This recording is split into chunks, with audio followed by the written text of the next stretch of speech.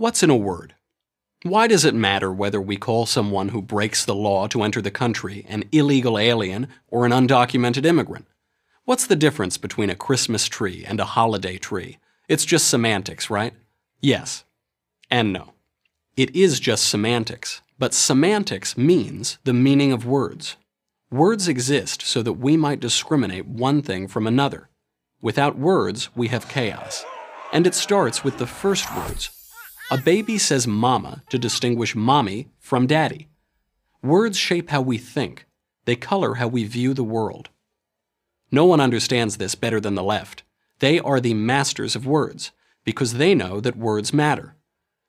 The left has a special gift for euphemisms, soft words selected to sugarcoat harsh realities so as to make those harsh realities easier for us to swallow. But these soft words are insidious. Their sole purpose is to deceive. Race discrimination in hiring and college admissions is refashioned as the much nicer sounding affirmative action. Who would ever oppose an affirmative action? Global warming, which can be measured and challenged, has morphed into climate change, which means essentially nothing because the climate is always changing.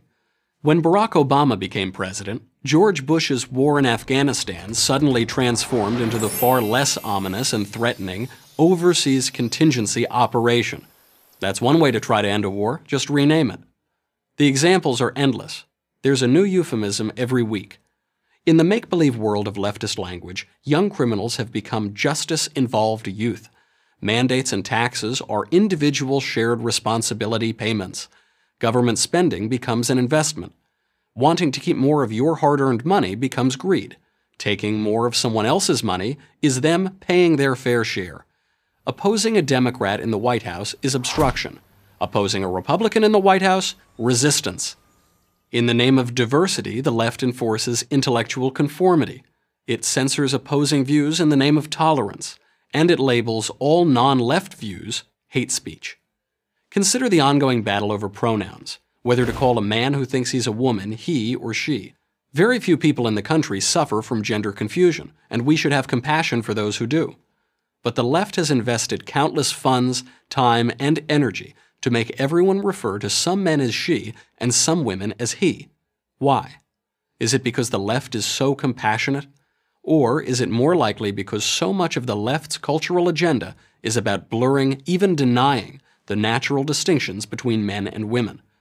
Sometimes it's just an adjective that can change or even negate the entire meaning of the word it describes. Take social justice. Justice means getting what you deserve without favor. Social justice means getting what you don't deserve because you are favored. Here's one we hear a lot these days. My truth. Truth is reality regardless of any individual's feelings or perceptions. My truth is how I perceive things regardless of how they really are. And how about same-sex marriage? Let's not get into the politics. Let's just look at the language. Throughout history, in every culture, marriage has been the union of husbands, men, and wives, women. Same-sex marriage is the union of men with men or women with women, but it is most certainly not the union of husbands and wives. Once the phrase same-sex was placed before the word marriage, that is, once the definition of marriage changed, the debate changed. It became about marriage equality.